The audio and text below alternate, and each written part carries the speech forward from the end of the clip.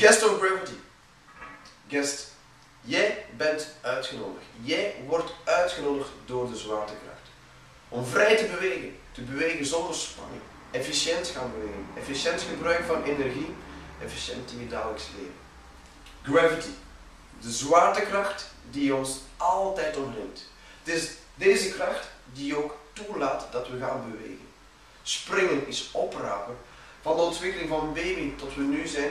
Het heeft ons gemaakt hoe we nu kunnen bewegen. Guest of gravity, een natuurlijke methode die fun is. Plezier. Waar je ook bent, je kan het overal gaan toepassen. Guest of gravity, een natuurlijke methode die jou vrij kan laten bewegen.